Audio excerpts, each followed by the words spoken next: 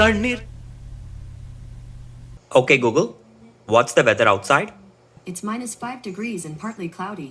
Today, there will be snow showers with a forecasted high of -4 and a low of -12. இப்போதான் snow ஆரம்பிச்சிருக்கா. சரி, கொஞ்ச நேரத்தில் நின்றுடும், அப்புறமா கிளம்புவோம். A few moments later. Sellappatti எங்க?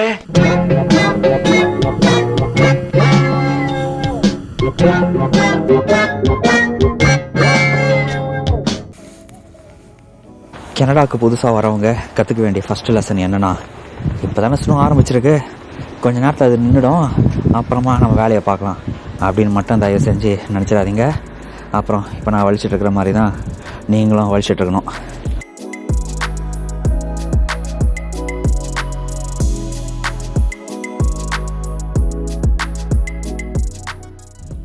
சம்மர் கூட சமாளிச்சிடலாம், ஆனால் வின்டர்லாம் இங்கே ரொம்ப கஷ்டங்க.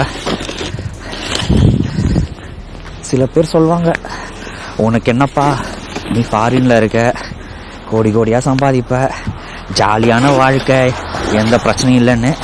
அதை முதல்ல சொன்னவன் மட்டும் என் கையில் கிடைச்சான், அவனை செருப்பாலேயே அடிப்பேன் சார்.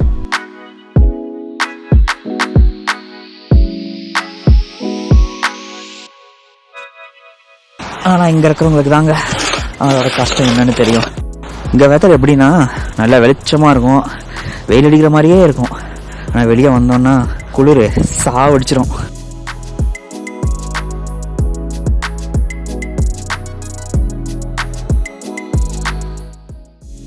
இந்த ஊர்லேயே பிறந்து வளர்ந்தவங்களாம் கூட இந்த குளிருக்கு கஷ்டப்படுறாங்க.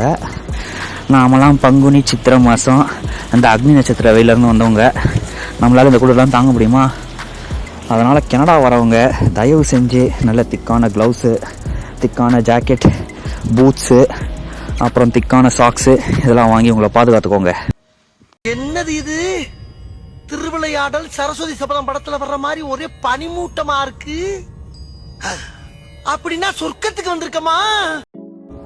ஸ்னோவை வழிச்சு முடிச்சதுக்கப்புறம் கண்டிப்பாக உப்பு போட மறந்துடாதீங்க. இந்த உப்பு வந்து உங்களுக்கு எல்லா சூப்பர் மார்க்கெட்லேயும் கிடைக்கும். ஒரு பெரிய பேக்கே $10 தான் இருக்கும். உப்பு எப்படி இருக்குன்னு உங்களுக்கு காட்டுறேன். பார்க்க கல்கண்டு மாதிரி இருக்கா?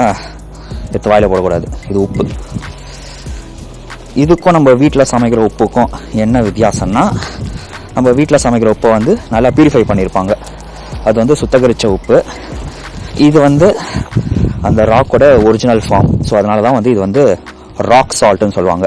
ஸோ இது ஃபுல்லாக NaCl தான். எதுக்கு இந்த உப்பு போடுறாங்கன்னா, உப்பு என்ன பண்ணும், வாட்டரோட மெல்ட்டிங் பாயிண்ட்டை வந்து கம்மி பண்ணும். ஸோ அதனால் உங்களுக்கு ஸ்னோ வருதுன்னு வச்சுக்கோங்களேன், ஸ்னோ அப்படியே 0 டிகிரி கழித்து மைனஸ் ஆகும்போது ஐஸ் ஃபார்ம் ஆகும். ஸோ இது வந்து அந்த ஐஸ் ஃபார்ம் ஆகிறத தவிர்த்து அந்த ஐஸ் அப்படியே தண்ணியாக மாற்றிடுது.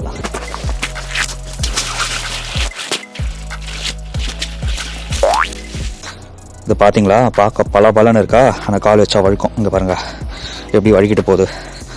ஸோ ஒழுங்கான பூட்ஸ் போடாமல் கால் வச்சிங்கன்னு வச்சுக்கோங்க, அவ்வளோதான்.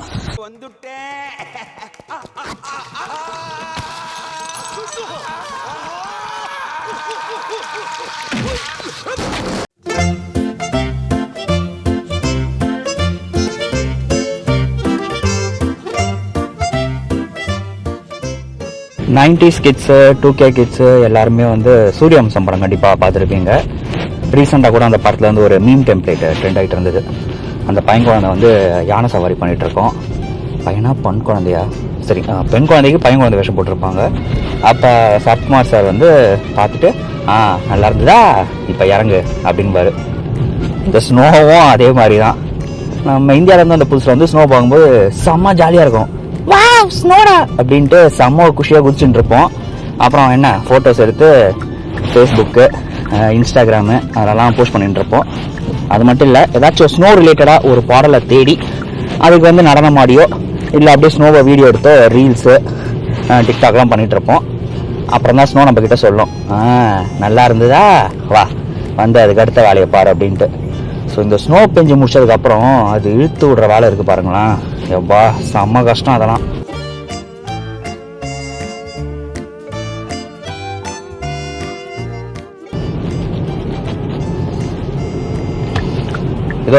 இப்போ கூட பாருங்கள், இந்த சூப்பர் மார்க்கெட்டுக்கு வந்திருக்கேன். இதில் நான் காரை எங்கே போய் பார்க் பண்ணுறதுனே தெரியல. எல்லா பார்க்கிங் லைனையும் இந்த ஸ்னோ மூடி மறைச்சிருக்கு. ஏதாச்சும் ஒரு சேஃபான இடத்துல போய் பார்க் பண்ணுவோம்.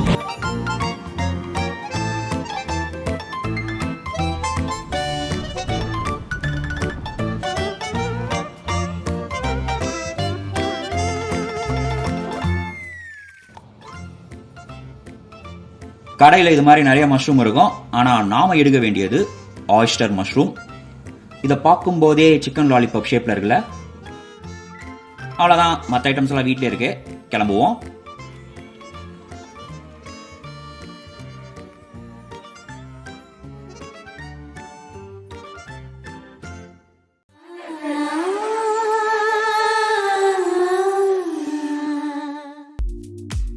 வெல்கம் டு ஊர் சுற்றும் வாலிபன்ஸ் எல்லாத்தையும் தொட்ட சமையல்.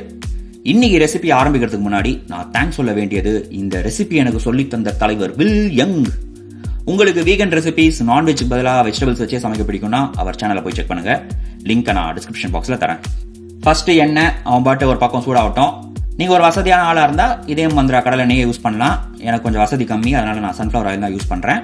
தேவையான மசாலாஸில் ஃபர்ஸ்ட் பேப்ரிகா பவுடர், இது இல்லைன்னா சில்லி பவுடர் கூட யூஸ் பண்ணிக்கலாம். அப்புறம் கார்லிக் பவுடர், நெக்ஸ்ட்டு தயிர், அது ஒரு புளிப்பு கலந்த கிக்கு கொடுக்கும். அப்புறம் பெருங்காயம், ஏன்னா சாப்பிட்டது சரிக்கணும்ல. கடைசியாக ஆனியன் பவுடர். இங்கே நான் 2 தட்டில் மைதா மாவு, அதான் ஆல் பர்பஸ் ஃப்ளார் எடுத்து வச்சுருக்கேன். நான் காமிச்ச மசாலாஸில் தேவையான அளவு சேர்த்துக்கலாம். நான் 1 ஸ்பூன் அளவில் தான் போட்டிருக்கேன். உங்களுக்கு காரம் உப்பு எவ்வளோ தேவையோ அதுக்கேற்ற மாதிரி ஆட் பண்ணிக்கோங்க.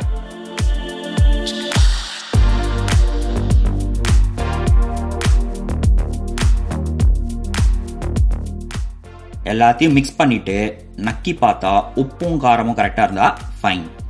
நான் ஆல்ரெடி தயிரை வந்து தண்ணியில் போட்டு அடிச்சிருக்கேன். ஸோ இந்த 2 மிக்ஸில் ஒன்றுத்தில் மட்டும் அதை நான் சேர்க்க போகிறேன். அதை கலந்து ஒரு பேஸ்ட் கன்சிஸ்டன்சிக்கு கொண்டு வருவோம்.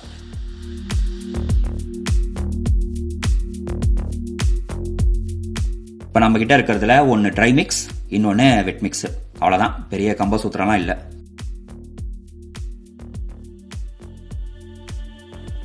ஆயிஸ்டர் மஷ்ரூம் குளிக்க ரெடியாக இருக்கும். ஃபஸ்ட்டு ட்ரை மிக்ஸில் போட்டு பரட்டுவோம். நல்லா எல்லா பக்கமும் மாவு ஒட்டணும். அப்புறம் அவனை எடுத்து அப்படியே தூக்கி இந்த வெட் மிக்ஸில் போடுவோம். ஒரு குழந்தைய தடவி கொடுக்குற மாதிரி மிருதுவாக அப்படியே இவனை புரட்டணும். ஃபுல் கோத்தான் இல்லை காட்டினீங்கன்னா அவ்வளோதான், மஷ்ரூம் உடஞ்சி போயிடும்.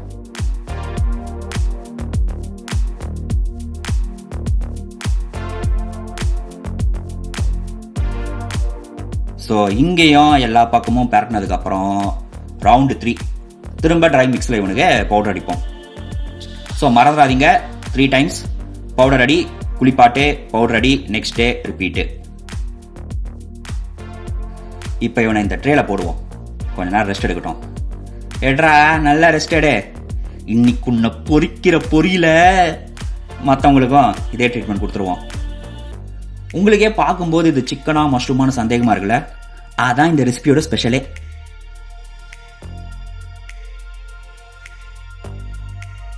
எண்ணெய் சூடாயிருச்சு, ஒவ்வொருத்தனையும் எடுத்து உள்ள போடுவோம். அன்னியன் படத்துல கருட புராணம் படி ஏதோ ஒரு தண்டனை கொடுப்பாங்களே, என்னது அது, கபீம் குபாமா இல்ல கும்பி பாகம். என் வீட்டில் உங்களுக்கு கொடுக்கப்படும் தண்டனை. ஓ அந்த பீஜம் போட்டா காப்பிரைட் ஸ்ட்ரைக் அடிக்கிறாங்க, அதான் என் வாயிலே போட்டேன். உனக்கு என்னப்பா, நீ பைத்தியம், நீ என்ன வேணாலும் சொல்லுவ, நாங்க அப்படியா?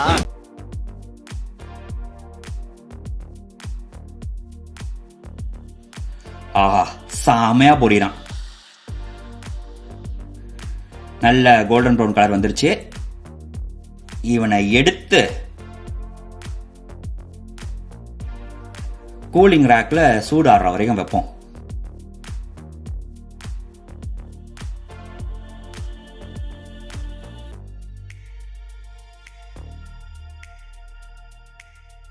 நம்ம ஊர் ஸ்டைல் டச் கொஞ்சம் வேணும்ல, அதான் சாட் மசாலா இல்லைனா பெப்பர் பவுடர் எதாவது வேணாலும் தூவிக்கலாம். நெக்ஸ்ட் பிளேட்டிங் தான்.